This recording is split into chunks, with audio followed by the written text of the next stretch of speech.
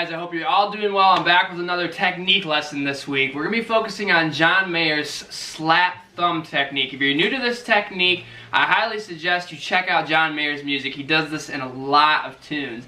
This is a huge takeaway if you've never explored this technique. It's really, really cool, and it helps you kind of fill out your sound when you're playing like solo gigs or accompanying yourself. So let's zoom in. I'm going to break the technique down, and I'll show you how to play it in like a blues context like I did earlier in the intro there. So let's zoom in and let's get to it.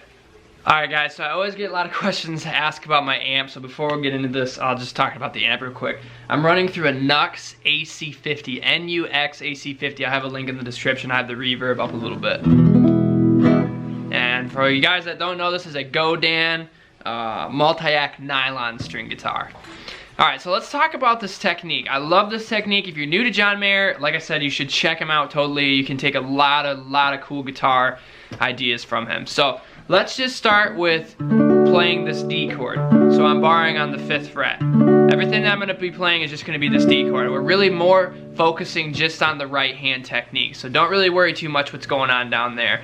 But essentially what he does when he does this technique is when he's playing in a 4-bar progression, he's always doing the slap on beat 2 and 4. So if you consider, counting in a group of 4, 1, 2, 3, 4, he's always slapping on 2 and 4. So 1, 2, 3, 4, 1, 2, 3, 4, 1, 2, 3, 4. In certain songs, and depending on what kind of style he's playing, that might vary a lot of times, but for the majority of the time, it's always going to be on that 2 and 4. And the bulk of the technique honestly just comes from really chucking your fingers into the fretboard like this. But there's something that is going on after that that I think a lot of people don't talk about, and it's this flick technique. So I'm going to break in and get down and closer up on here, but I just wanted to say that we're going to be playing this D chord for the entire time here on the 5th fret. And we'll zoom in on this hand so you get an idea of this slap and flick and how it happens simultaneously. Alright, so the majority of this technique, like I said, comes from the thumb slapping into the strings, right? So really what you need to do is you need to get familiar with this type of technique. Just get used to that idea, alright? Just slapping that thumb right into, the string, kind of putting it like really right into the frets.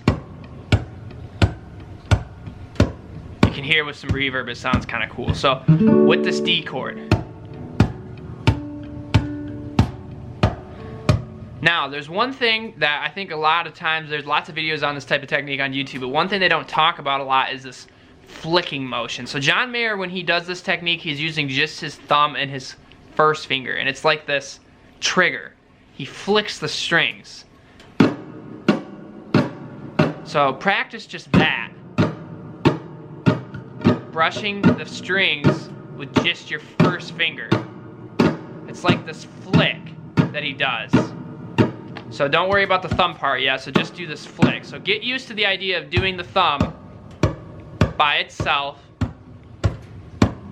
and then the idea of using this flick.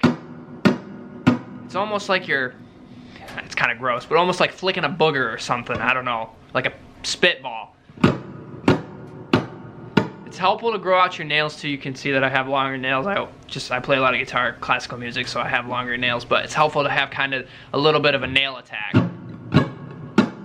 So get really comfortable with that idea. This is also kind of like, if you're used to Spanish guitar, this is kind of almost like a rasgueado.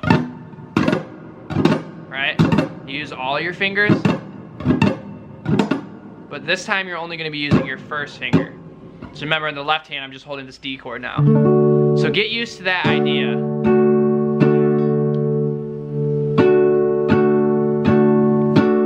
Now, when you flick down on the strings, before you get to that point, and this is where the thumb part's going to come in, he usually does like a pinch motion. So let's say I'm going to pinch the A string and the B string together. So he'd do something like...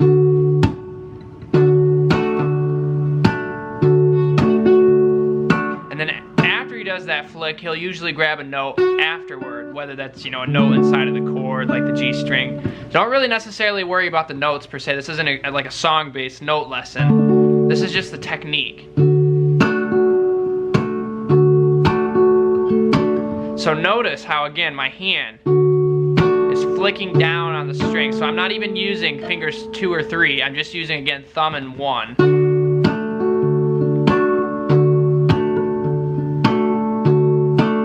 So it's that flick. Almost as if like you had a pick and you're gonna use your fingernail as if it was like a pick. Right?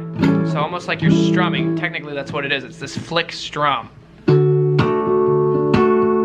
So you're gonna do that pinch, slap, flick, pinch, slap, flick, pinch, slap, flick. But when you do the flick, it's the same time that you're doing the slap, so it's like simultaneously. So notice when I'm bringing my thumb in,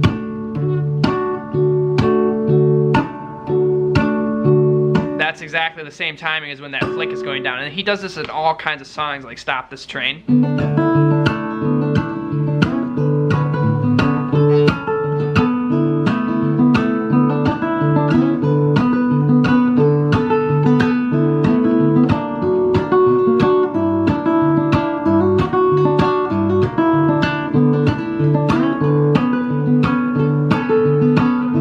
He does this in Who Says?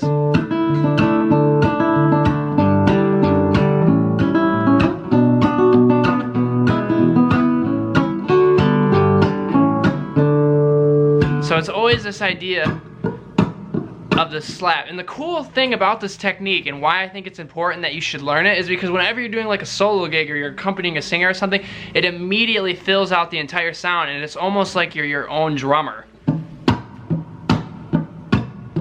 So the two-step approach to try to learn this again is really get comfortable with that thumb slap, right? Where you're slapping the string into the actual fretboard, right? You're kind of almost like a bass player, like a funk bass player.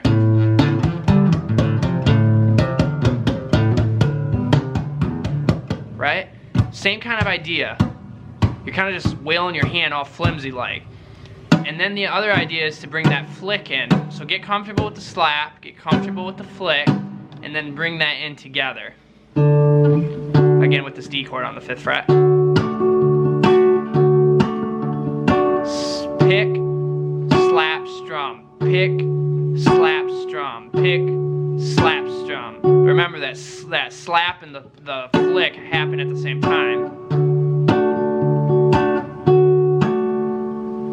So let me switch angles here and then I'll show you what it is from the front angle. I think it's really important to have different types of angles so that you can see what's going on both kind of aspects of this kind of angle and the front angle. So again, on this D chord.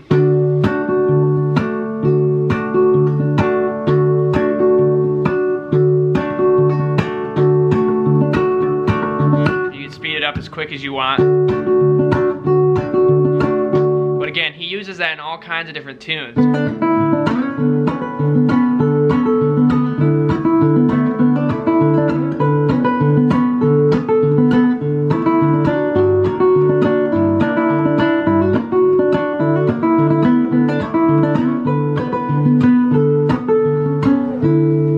Now, the reason I like this technique a lot is because I use it in my solo playing. So like, let's say I'm like in that intro that I played.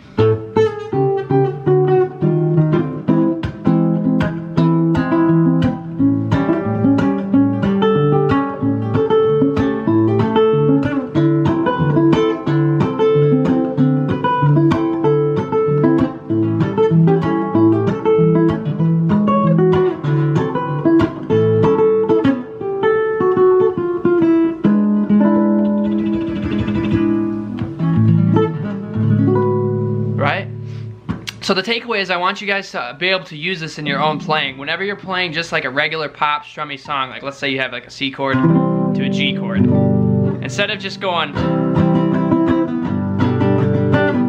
pretty boring, right? Basic. Try funkifying it up, spice it up a little bit.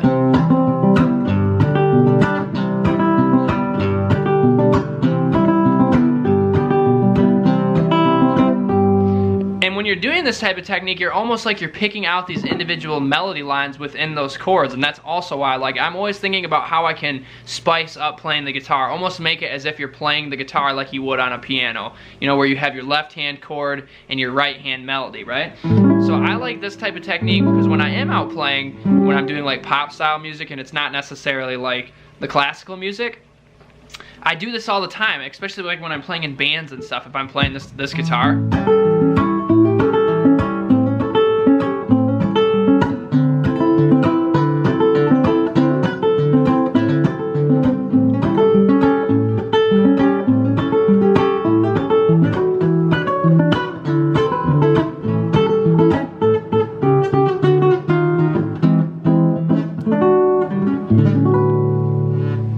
So I want you to try to put that into your own playing, and you can do this with all kinds of different pop songs. If you're learning like a pop song with just a couple basic chords like that, do that all the time. It's super, super cool. And you can do this with electric too. So whenever you're like, you know, strumming on some chords, you can do that kind of like hybrid chuck rhythm, right? It's super, super cool when you do it in blues, because there's all kinds of different things that you can put in context of any style of music. And I even do it in solos too. So if I'm doing like a solo, I might go,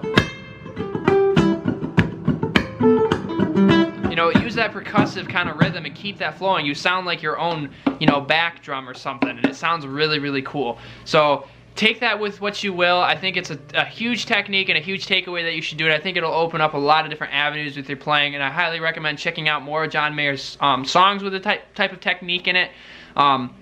A little bit different than Ed Sheeran, because I know Ed Sheeran does the slap type stuff too, but he's not necessarily doing the flick off stuff like John Mayer does. Ed Sheeran kind of just, you know, does like the chord,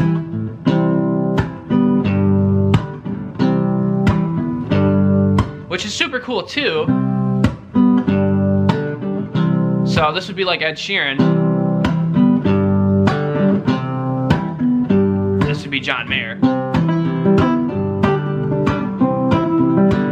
So you can hear this, it's a little more complex. There's more melodic content going on, right? Some more individual melodies going on. And it's super cool whenever you're doing this, again, like with pop music and stuff, you can add this to anything.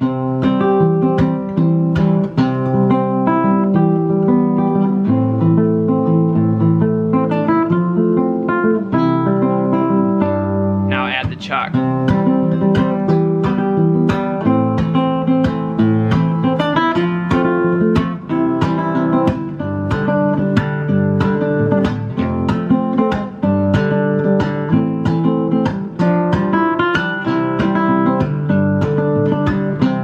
That was Elvis's I Can't Help Falling in Love. So with the basic picking, and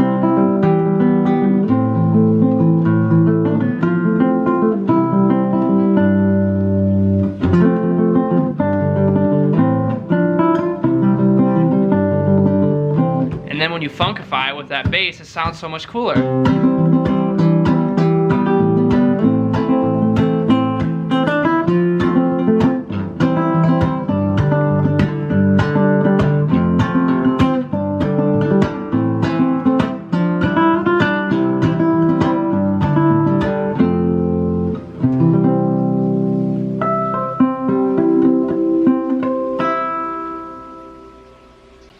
Alright guys, that was the video. I hope you stuck around for it, and if you're new to this channel, consider subscribing and checking out all the other videos on the channel. I have lots of new content, and I post new videos every single Wednesday at 11 o'clock. I'll see you in the next video.